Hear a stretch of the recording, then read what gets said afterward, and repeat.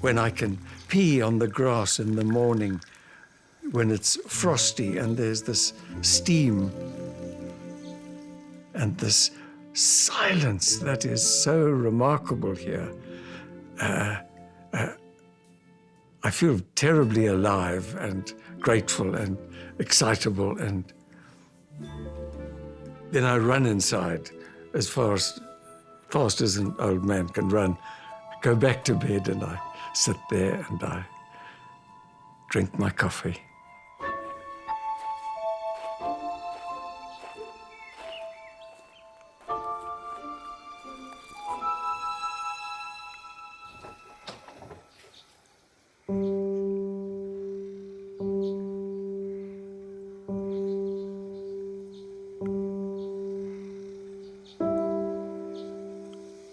Just as I like to pee on the grass in the mornings, I do it last thing at night.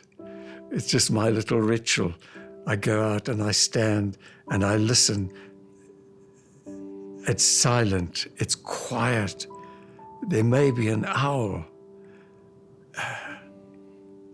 There's nothing else. But sometimes if I've been having a conversation or something's on my mind, I go and I stand out there and I pee and I'm thinking the whole time and I go back inside. Then I realize I was outside in all that wonderful silence under these stars and I didn't experience it. So I go back out again. I open the door, I go back. I don't pee every time, but I just allow myself to stand and say, just wait, this is really precious. Don't miss it, please.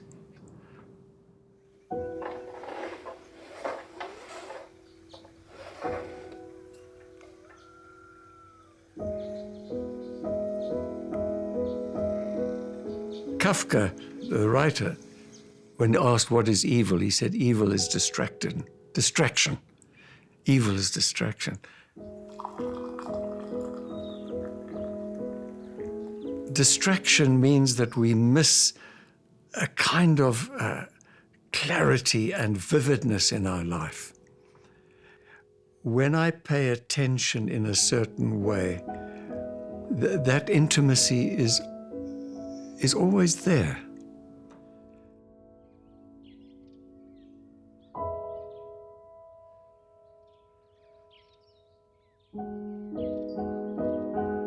My work is to just stop the endless hamster wheel of thinking and commenting that kind of drowns out the blue of the sky and the laughter of children and the wind blowing in the eaves and so on.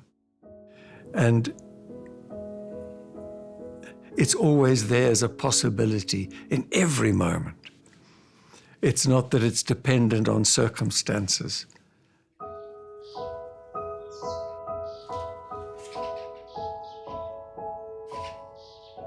And the feature of that is the sense that I'm connected to a tree that I'm sitting under, to a star that I see at night, to someone who's walking slowly up the path. Doesn't matter what it is.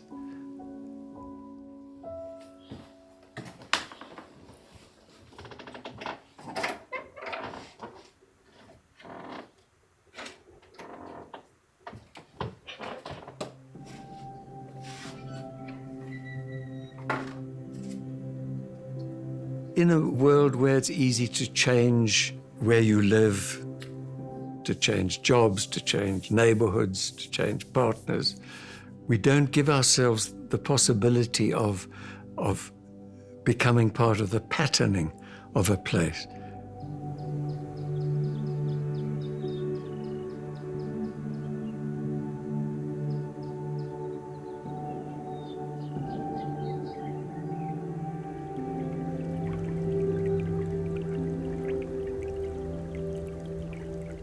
After decades watching the sun come over the kopje. You see what rocks are lit up first in the morning. You see what trees begin to green first as spring comes.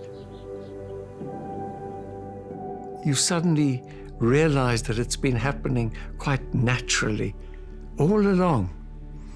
So that in the midst of what feels like this blurry life of someone, of endlessly being anxious, and that even when we're like that, still underneath that, something connectedness, some form of connectedness is happening, you know.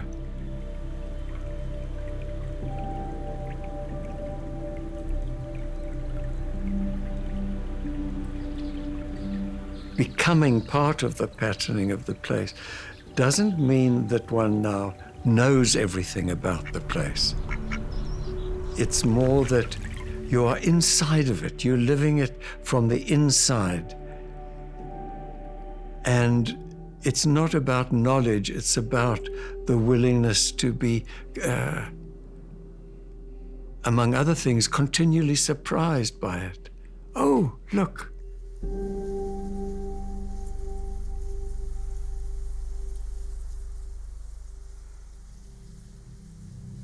This is winter in the Karoo, and the Karoo is a place of fairly extreme climate.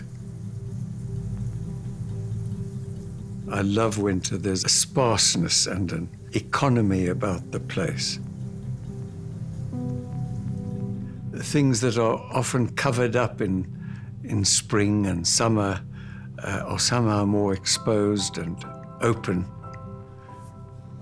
And you can see different things, you know.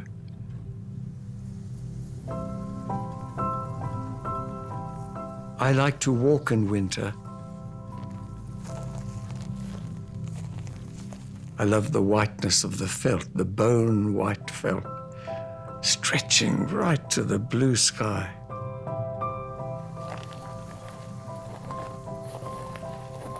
Last winter, I was walking and I came across some Bushman or sand etchings on rocks down on the ground near my feet.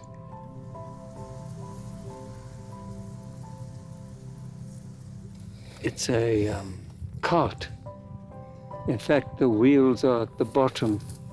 Just the light is just catching it. There's the back of the cart. There's a place for the feet and a wheel at the bottom. It's not just markings in the rock. Somebody lived here. Somebody lived here. It left just such a subtle trace in this place.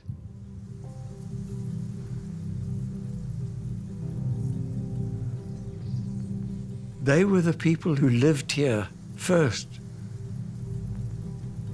They were the people who lived here in an extraordinarily intimate way, leaving hardly any trace of themselves in this environment. And to live so naturally here that you disappear tracelessly feels so extraordinary to me. But I think with a recognition that there's something fundamentally belonging there that we have to rediscover.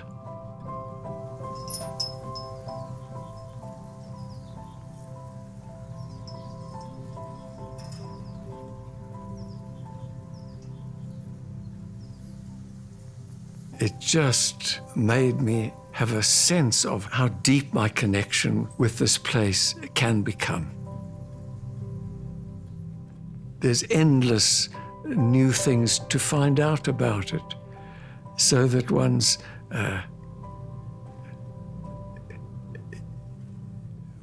humility at being here is just boundless. You know.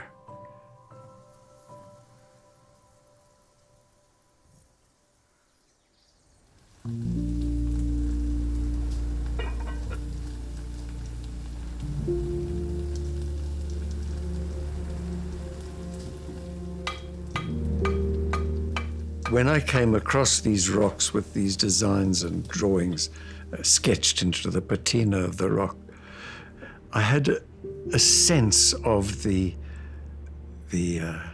inheritance of this place that suddenly expanded, as it were.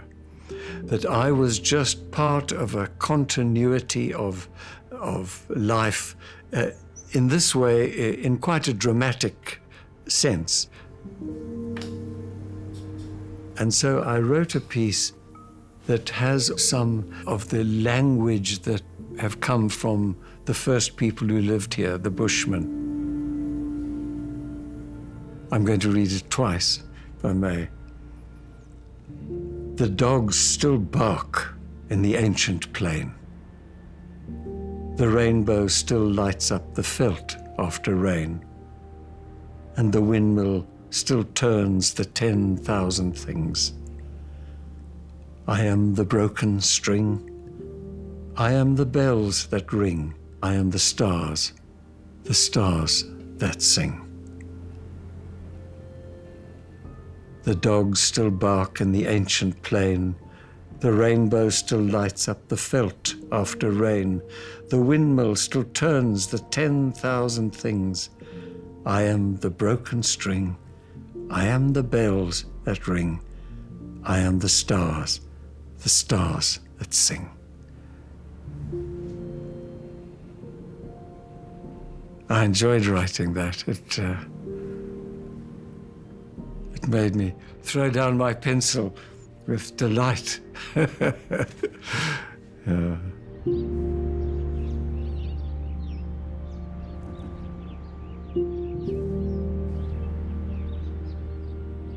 In Bushman mythology, the broken string refers to death and disconnection. So there's always death, disconnection, violence. There's always bells that ring. And overall, embracing them both, as it were, this vast reality of stars, that overlook it all, and in whose context all the things that we get so fussed about somehow blend into some ongoing, endlessly transforming process of birth, of growth, of decay, of death, of transformation, of change. These are just words, but we are part of that in exactly the same way. We know it. But this fear of it is part of our disconnect.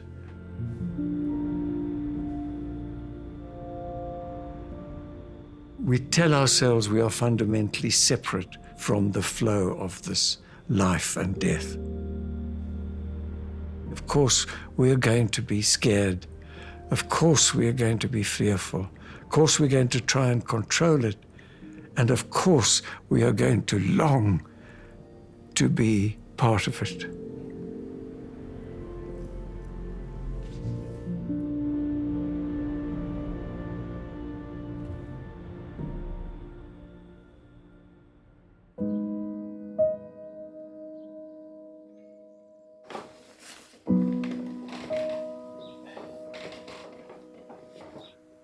I recognize it as something perhaps fundamental in my life. The belonging here, the gratitude with which I live here. They all feel to me part of something very fundamental that I don't always have words for. And they're connected with the sense of being part of the pattern of belonging, of being connected here in a way that goes beyond myself. And maybe it's that always moves me, because it feels it's a fundamental aspect of my life that I need to take care of as best I can.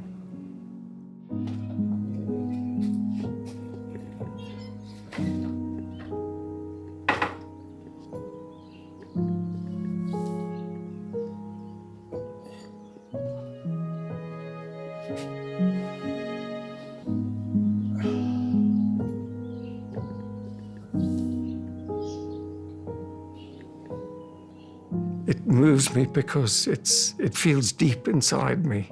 It feels like I'm speaking about things that are sort of coming out of from the marrow of my bones. That's how it feels.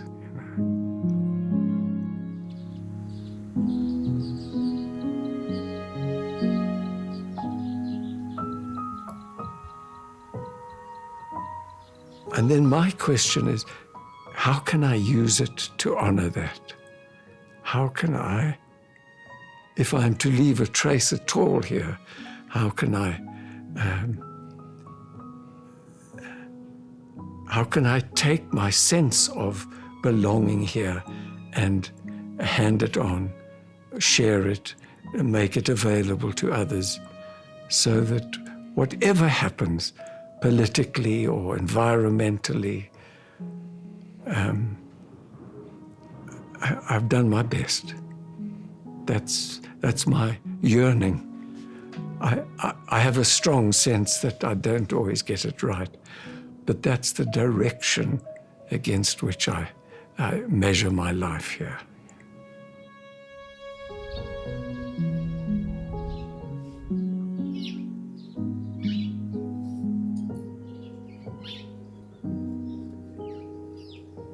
And I suppose in one sense, that's why I do what I do. I would love other people to feel that about their lives, whoever they are, and to find that kind of depth and instinctive sense of meaningfulness for themselves. That's my job.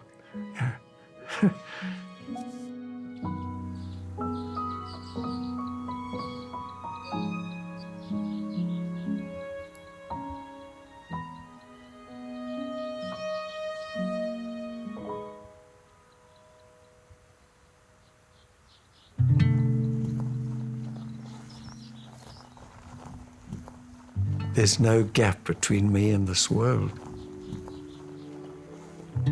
What befalls the world befalls me. And that's how it is. We are connected more intimately than we realize, that we belong more intimately than we realize, that this world and this life is home in a way that we hadn't realized.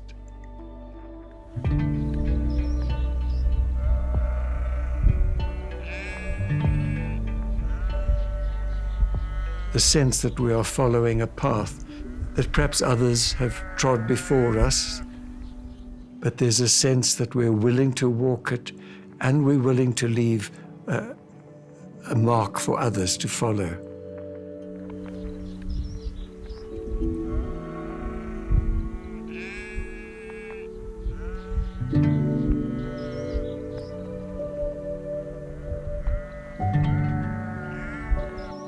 So that when we die, we can say, I've lived here.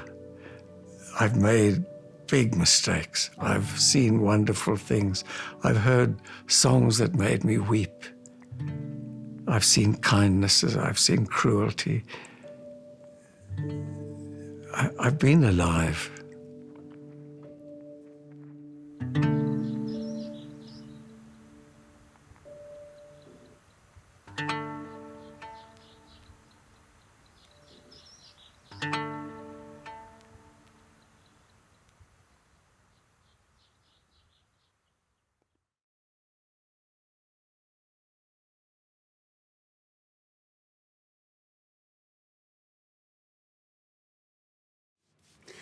Thanks for watching our film. Every story we've made is possible thanks to the support of our patrons. And if you'd like to continue to support us to make stories that explore the infinite beauty of being human, sign up on Patreon. Thanks.